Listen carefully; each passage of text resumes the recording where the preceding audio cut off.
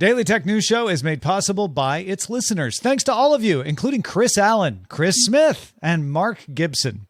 Coming up on DTNS, Aptera buys a factory for their solar car. Dan Campos tells us about a proposed standard for spacetime. And Amazon, Wing, and Elroy are all expanding drone delivery. Is this about to become real? This is the Daily Tech News for Friday, July 15th, 2022 in Los Angeles. I'm Tom Merritt. And from Studio Redwood, I'm Sarah Lane. From Columbus, Ohio, I'm Robb Dunewood. And I'm the show's producer, Roger Chang. Oh, what a better way to wrap up a week than to hang out and talk tech news with my friends here. Let's start with a few tech things you should know. Nikkei Asia's sources say that Intel informed customers it will raise prices on most of its chip products later this year, citing rising costs. Increases will vary based on specific chips, from single-digit increases up to 20% in other cases. So no more chip shortage? Huh? If you can pay for them, you can have them. Protocol has a good article up for those wanting to understand the impact of these Chapter 11 bankruptcies that have been happening in the cryptocurrency space. There's a lot of them. Two of the bigger ones are from Voyager Digital, which was announced on July 6th, and Celsius on July 13th. The Protocol article does a great job of explaining why these are precedent setting for how cryptocurrency bankruptcies will be handled. Government regulators vary on whether to treat cryptocurrency as money, as currency, or as a commodity. They sometimes classify it differently for one regulation like tax than they do for another. So if it's currency, the company has to give you the value at the time you transacted with them if they're doing bankruptcy. Whereas if it's a commodity, the value is based on the current market value. And those are going to be different values. Not to mention what priority you as a customer of an exchange has as a creditor is a question. This is well settled for traditional banks, but not for cryptocurrency companies. There have been several smaller lawsuits, but Celsius and Voyager in particular are probably going to set the tone here. Meta announced its image generation engine called Make a Scene, similar to DALL-E, which we've talked about on previous episodes, Crayon, Imagen. Make a Scene differs, though, in letting the user contribute a sketch as part of the prompt. So you could say something like a bear eating a taco, and if you wanted to, sketch quickly where you want the bear, where you want the taco, give it a little something at the beginning. That's and the cool. System has been made available to artists who work with AI, including Sophia Crespo, Scott Eaton, Alexander Rabin, and Refik Anadol, who are all going to give public feedback. Meta doesn't have plans to make it public just yet. They might in the future. But in related Meta news, Facebook began testing a way to let users create up to 5 profiles linked to a single account. These profiles could be dedicated to maybe a hobby that you have, certain friend groups that you have, a business. It's like a Finsta, but for Facebook. These profiles cannot misrepresent a user's identity, however. So I can't create a Sarah Lane profile. I mean, if you did, you would be misrepresenting me. Exactly. And yourself. And myself. CDs are back, folks, in so many ways, including now the ability to rip CDs returning to Windows Media Player. You may recall Windows enabled CD playback in WMP in March, and CD ripping is rolling out to the latest preview version right now. WMP will be able to rip to AAC, FLAC, and ALC, but not MP3. So, get out that new ESPA CD and make some flax. Yeah. The Wall Street Journal sources say that Amazon began significantly reducing the number of items it sells under its own private labels, and even discussed exiting the private label business entirely. This reduction comes in part from disappointing sales of those products, but also to avoid further regulatory scrutiny, which Amazon has had a lot of. As of 2020, Amazon had 243,000 products across 45 different private brands. All right, we got some interesting EV car news rolling along these days. You remember us telling you about Aptera. Aptera makes a 3-wheeled electric vehicle with a solar panel on top. We talked about the solar panel before. There's some speculation about how useful that solar panel actually is, but they claim it'll get you between 16 and 40 miles of extra charge a day, depending on your battery pack and, of course, how much exposure to the sun it has. The car itself has a range of 250 miles on the base battery, though it offers a larger battery pack that it says can give you 1,000-mile range. They're talking about a 100 kilowatt hour battery there. It offers options to put solar panels on the hood and the hatch, in addition to the one that comes on top, and drag coefficient, which is becoming increasingly popular to mention with EVs because less drag means more range. The Aptera claims to have a pretty good one, 0.13 drag coefficient. By comparison, the Tesla Model 3 has a 0.23, and the Ioniq 6 that we talked about yesterday claims 0.21. The Aptera goes 0 to 60 in 3.5 seconds. They also want you to know that for some reason, these car makers really want you to think that you can live in these cars. Hyundai showed off a lot of use cases for working while parked in this Ioniq 6 that you guys talked about on yesterday's show.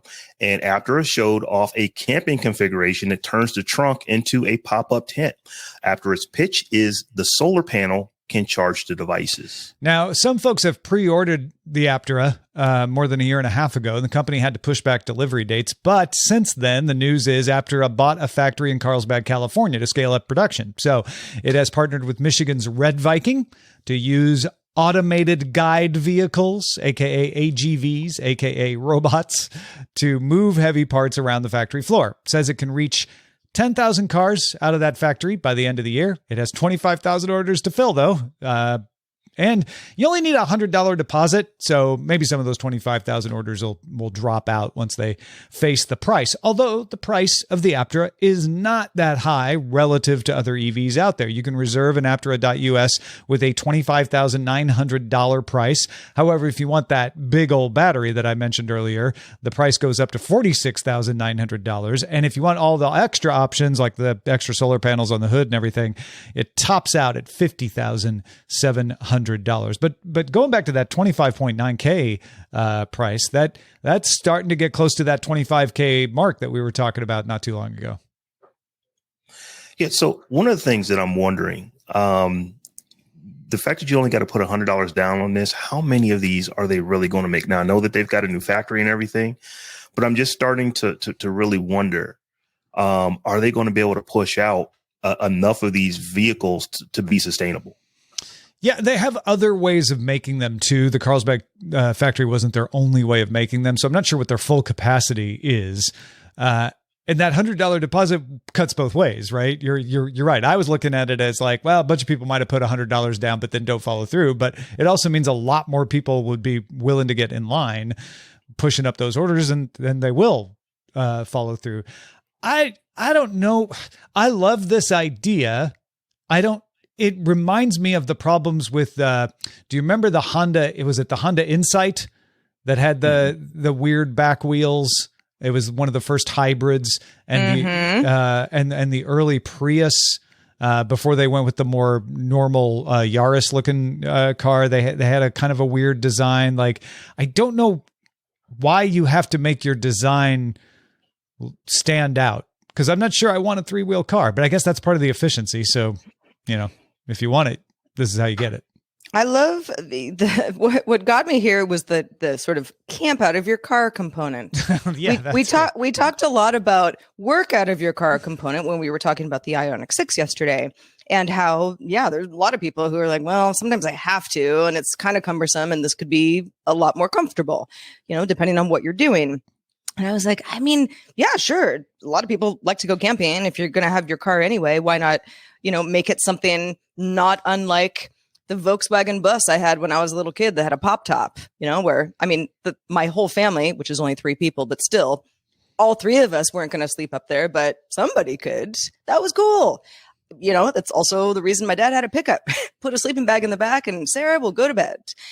And, depending on where we were. So there's definitely a need for that. I think a lot of the timing of this feels like car companies were trying to get creative anyway. Yeah. And a lot of people during the pandemic were like, let's get out of Dodge. Let's figure out a way to be a little bit more mobile and to have more options. And so we're now seeing some of the results of that. Whether or not, to your point, Rob, it's going to sell a lot of vehicles remains to be seen.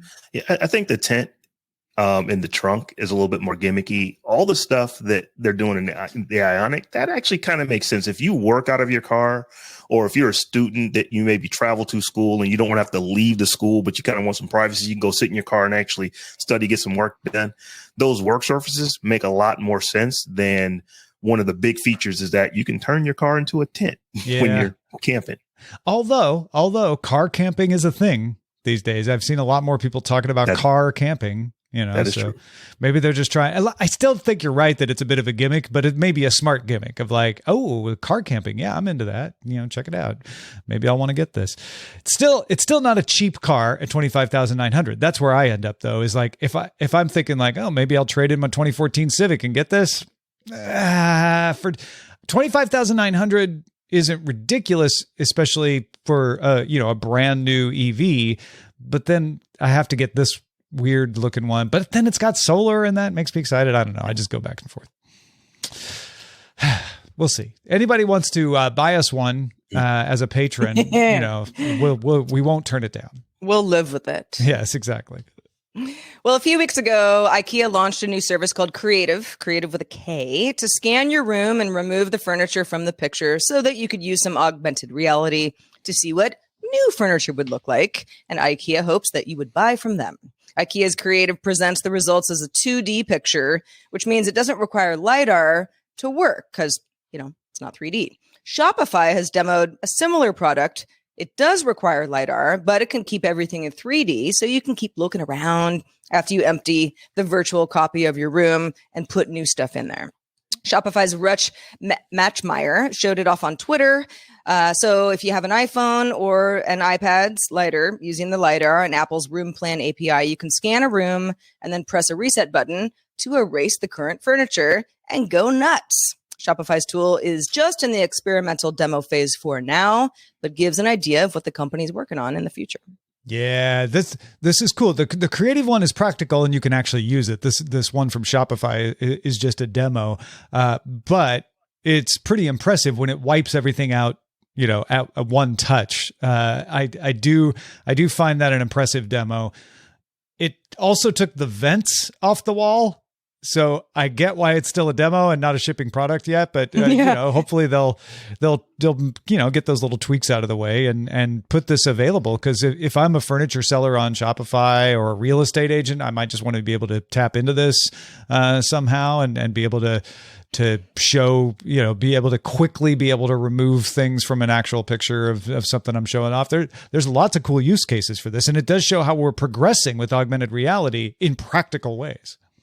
I mean, as a person who is on Craigslist for fun, not even because I'm looking for an apartment right now, but just to see what's out there in the world, I could see where real estate agents, rental agents, anybody who's, either potentially going to live somewhere or potentially trying to rent out or sell a place that somebody will live in.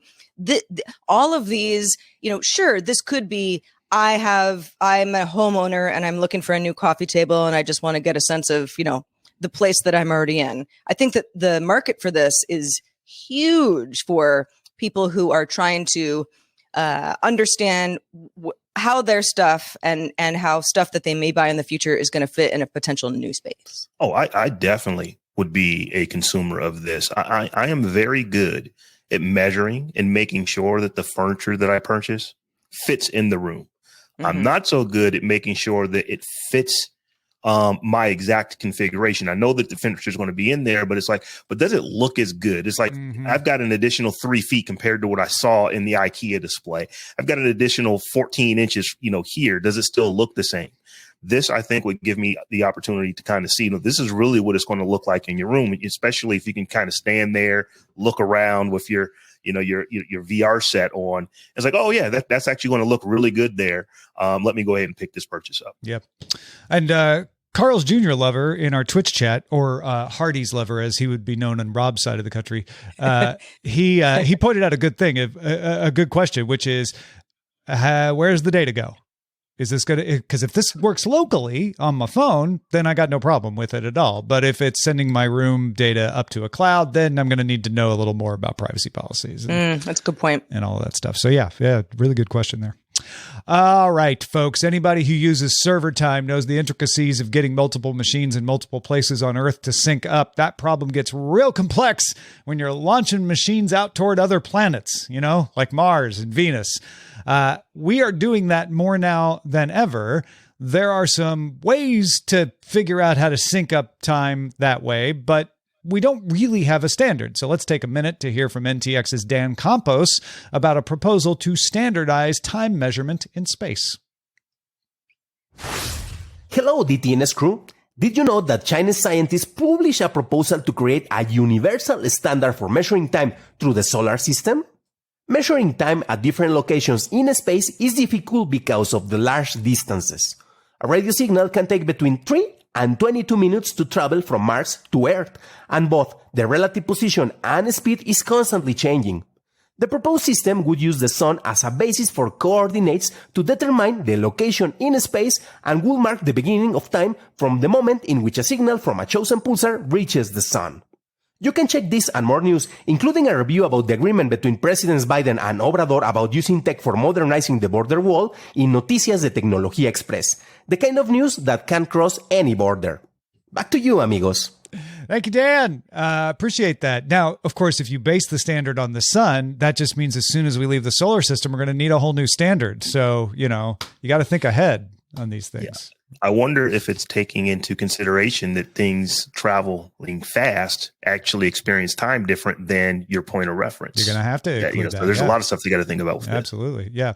In fact, if anybody, I know there's folks in our audience that work in the aerospace industry, work for NASA and all that sort of thing. I have not seen a lot of folks commenting on this proposal. So I'd be curious if there's any serious discussion about this or if it's just kind of a journal article of academic interest only. Feedback at dailytechnewsshow.com. Next week is special guest week here on DTNS. New guest that we've never had before to talk about some amazing things.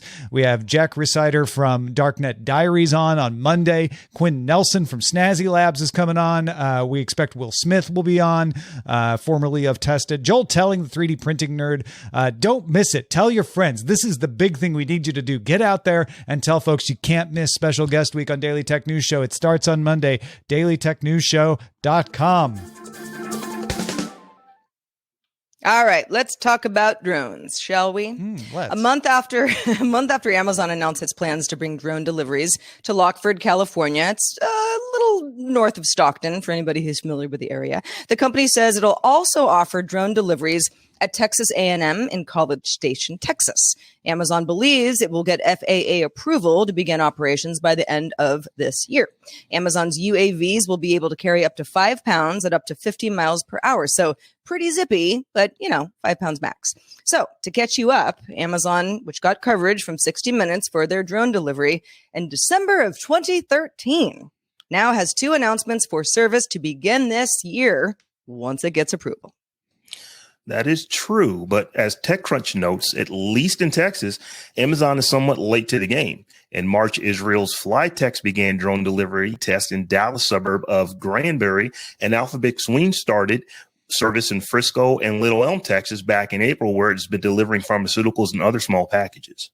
Speaking of Wing, the company showed off 2 prototypes on Thursday that can handle a wider variety of packages. So right now, its drone can carry up to 2.5 pounds, and it uses the same drum no matter how small the package is. The largest of the new prototypes would be able to carry up to 7 pounds, increasing the types of deliveries that Wing could do, obviously. But they also showed off a drone able to carry just over half a pound, making it more efficient for little things, prescriptions, etc. Wing says ideally the packages should be around 25% of the mass of the plane or drone. Wing says it has completed more than 250,000 deliveries across Australia, Finland, and the US. And meanwhile, for really heavy drone deliveries, The Verge notes that Elroy Air is working on a drone that can carry up to 500 pounds of cargo with a range of 300 miles. Houston's Bristow Group, which mainly does helicopter service for the energy industry and search and rescue, has signed a letter of intent to buy 100 of the planes for use in Texas, Louisiana, Alabama, and Arkansas. Yeah, so I was for the past 9 years I've been kind of hard on Amazon for getting all the attention on that 60 Minutes thing and never actually coming to market with a product for drone delivery. But I want to give them credit that it does look like they're finally going to have something, and they are a retail giant. So once they enter this space for real, it's going to kickstart things. It's going to accelerate things. And they are expected to get FAA approval for all this stuff by the end of the year. And it doesn't look like there's any reason why they won't. So with Wing so far down the road and backed by Alphabet, you know, the owners of Google, with all of these other smaller companies like Zipline that are out there, with Elroy doing, you know, 500 pounds of cargo, like full cargo carrying situation as an alternative that is a drone delivery that is either autonomous or remotely piloted, right? And that's the thing to remember. A lot of this stuff is remotely piloted. Wing actually has humans. They're not autonomous. We are going to see this get close to critical mass, and it's either going to stall out, pun intended, or it's going to take off, also pun intended. And I would say if it does take off, by the end of next year, we'll be talking about when are we getting drone delivery in our area versus is drone delivery ever really going to catch on? Yeah, you know, I just have a picture in my mind. Rob. I was just going to say, just a picture of my mind of an Amazon truck pulling into your neighborhood. The top, not the back opens up, the top opens up, and just a bunch of drones just take off and start delivering stuff, you know, to people's door, and then comes back. I don't think we're quite there yet, but I can kind of see that coming in the future. So the fact that they're actually getting to where they can carry heavier items, it's like it used to be just medicine or very, very small things. Now, maybe if I really need that new router, it can be delivered to you relatively quickly. You know, things that are, you know, 5 pounds, 7 pounds, that, you know, that seems reasonable, you know, for just most things to get delivered from Amazon. Yeah. Yeah, I mean, there's so many things. I get a lot of things from Amazon, but you know, not just Amazon, but that's where the majority of my packages come from. And yeah, sometimes they're bundled together in a big old box, but many of the specific items are pretty light. You know, it's vitamins or a shirt or, you know, things that really aren't more than a couple of pounds at most, even with the packaging.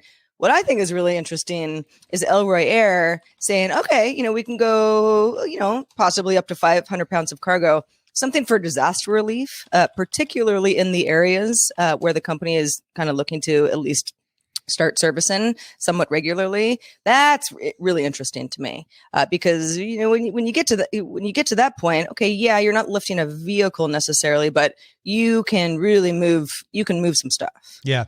And if this does, as I think is possible, really reach that takeoff point in the next couple of years. I'm sorry, I just can't think of another way to say it. I think we're going to go from 0 to 60 on safety considerations, because up till now, the safety considerations have always been people talking about how hard the FAA is making it to use drones, right? That they're being overcautious.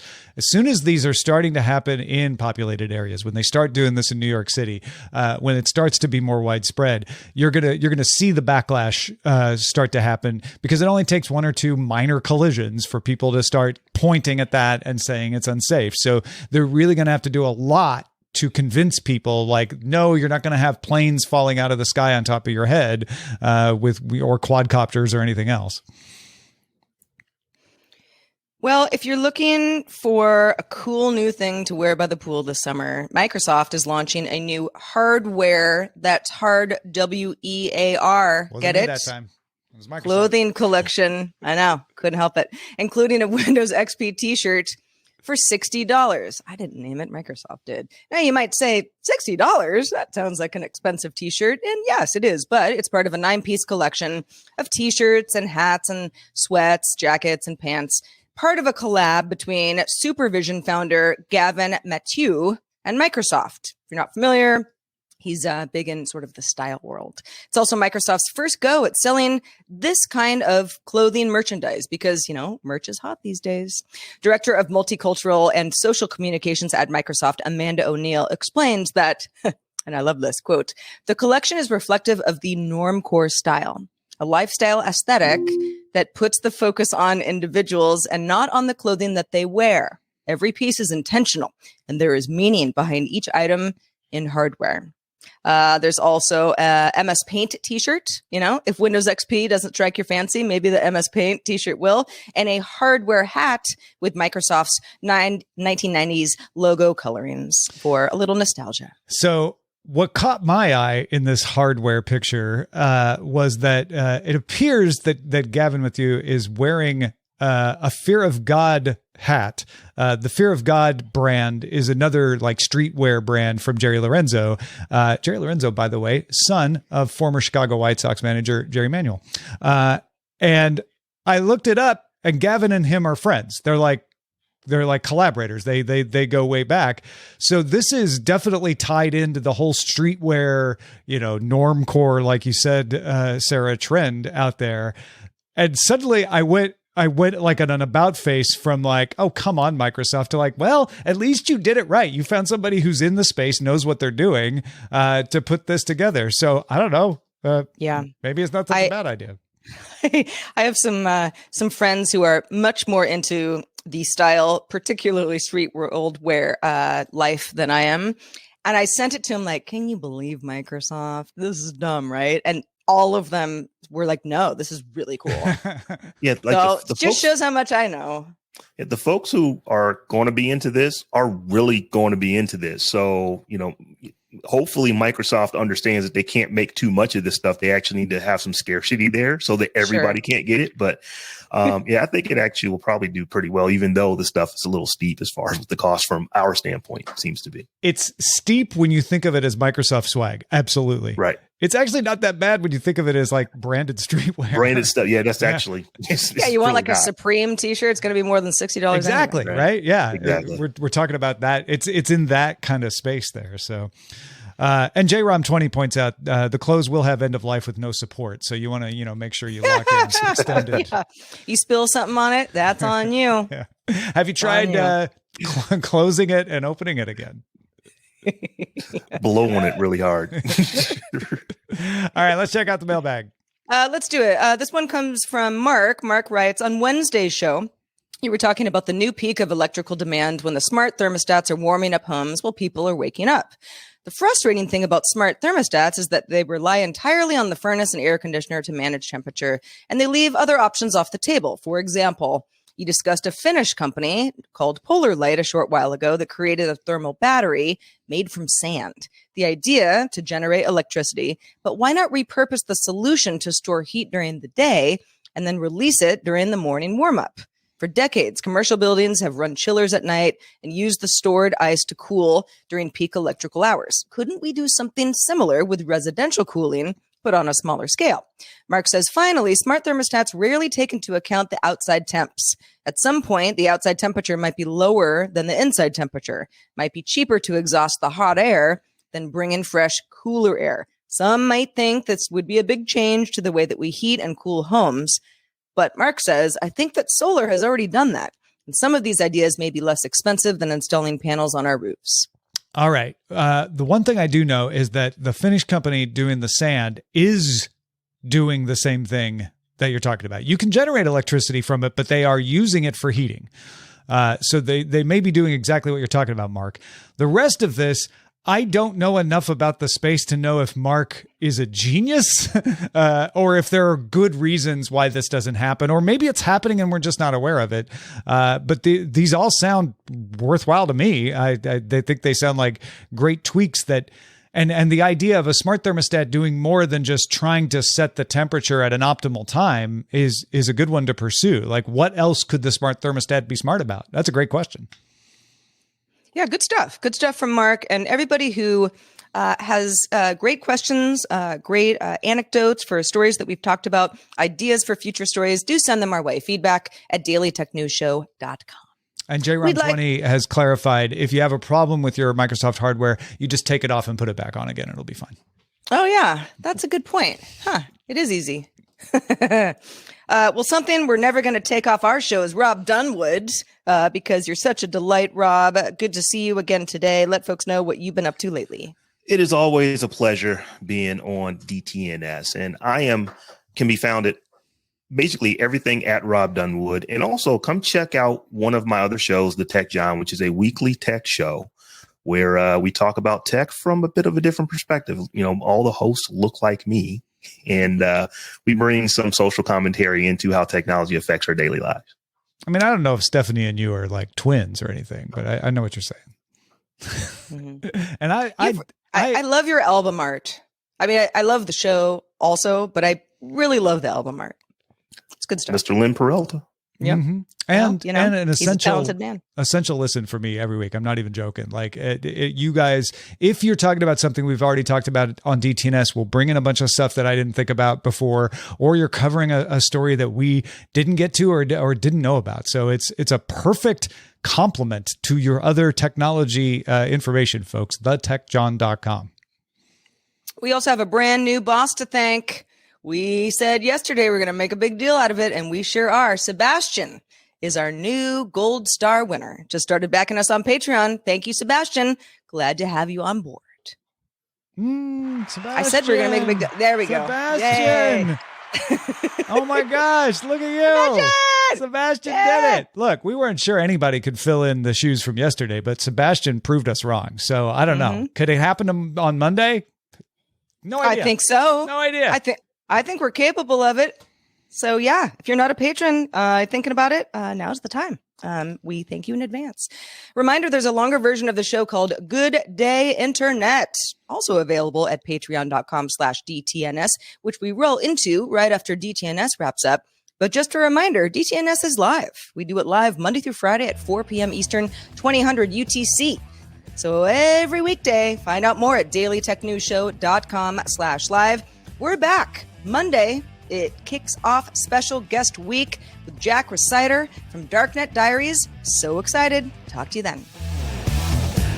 This week's episodes of Daily Tech News Show were created by the following people: host, producer, and writer Tom Merritt, host, producer, and writer Sarah Lane, executive producer and booker Roger Chang, producer, writer, and host Rich Strotholino, video producer and Twitch producer Joe Kuntz, technical producer Anthony Lemos, Spanish language host, writer, and producer Dan Campos, news host, writer, and producer Jen Cutter, science correspondent Dr. Nikki Ackermans, social media producer and moderator Zoe Detterding, our mods: Beatmaster, W. Scottus One, BioCow, Captain Kipper, Gadget Virtuoso, Steve Guadarrama, Paul Reese, Matthew J. Stevens, and J.D. Galloway. Mod and video hosting by Dan Christensen. Video feed by Sean Way. Music and art provided by Martin Bell, Dan Luders, Mustafa A., Acast, and Len Peralta. Acast ad support from Tatiana Matias. Patreon support from Dylan Harari. Contributors for this week's show included Nika Monford, Ayaz Akhtar, Scott Johnson, Lamar Wilson, and Robb Dunewood. And thanks to all our patrons who make the show possible.